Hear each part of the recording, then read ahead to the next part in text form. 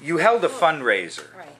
on, I believe it was St. Patrick's Day, right, the 17th, where you invited James O'Keefe Right. of the Taking Down Acorn fame and Planned Parenthood as your guest speaker. And you also invited a number of people. There are a number of people stepped forward to donate money or to sponsor the event. A whole bunch of them, in fact, from all different walks. Mike Doherty, I believe, was one, but so was Joe Kyrillos. So was Diane Gooch. So was Todd Christie, the governor's brother. So was an oil and lube business. Oil and lube business. Down the street. Okay. So a lot of people came forward. These were donations. And I could tell you exactly how it went about. Okay. In the group, we have people that have different careers, and that's what they typically volunteer to help us with because that's what they're good at. One of our members was a fundraiser for the Republican Party, and she always said that she's more comfortable working with Republicans, but she was always willing to learn about the Tea Party and how we are structured and how we act, and she did do an excellent job at this fundraiser. But that being said, she knew who she could invite that would sponsor us without just because these are the people she knew. These are people she worked with before. The ones that we happen to know that were like the Oil and Lube place or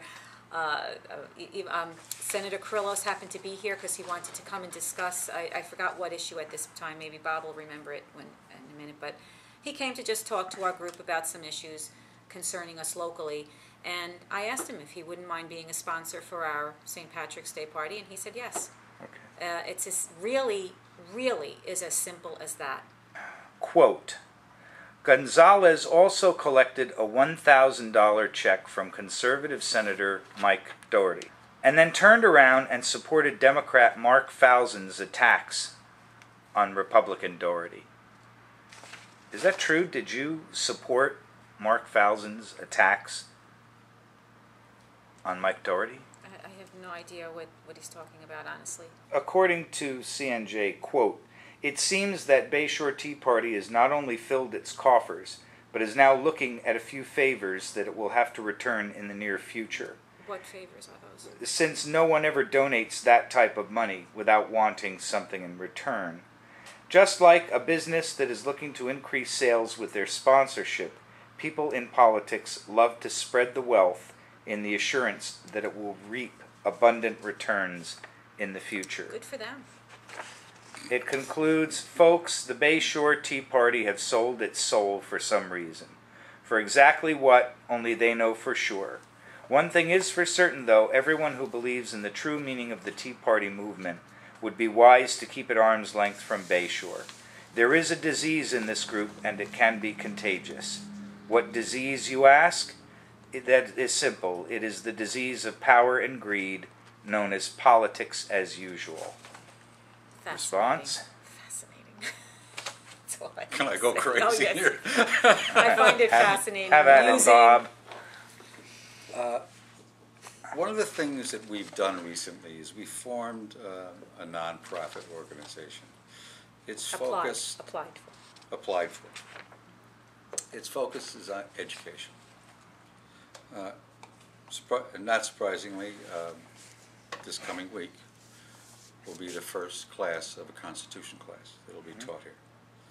That class will at least, in its first phase, last for about 6 weeks.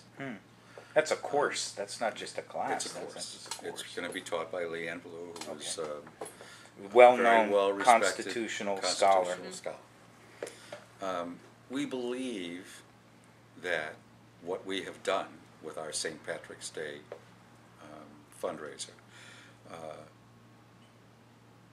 is the beginning of an educational process that we're now seeing in the Constitution classes that we'll also see in other aspects of education. I believe that in time, the politicians who contributed to our foundation will see the value of it simply from the standpoint of educating the American public where they need to be educated. And that education will develop into a benefit for all of the American people. We see nothing beyond that. We don't make promises to politicians, nor do we exact promises from politicians other than what they say they're running for and what we perceive as what we're voting for. I have a very serious problem with perception, and it's a continuous fight where perception seems to outweigh the reality of what it is that we're doing in the world today. That's the whole essence of marketing. If I want to fight ignorance, how do I go about fighting ignorance? Well, I'd like to teach people what is true, what the facts are. There are ways that I can go about doing that, but having the financial support to be able to deliver a message like that is very important. So if I'm getting $1,000 from a politician, and I can present that kind of information to the American public, I'm not concerned about the perception. I'm concerned about what it is that we're really trying to do here. And that's where we are.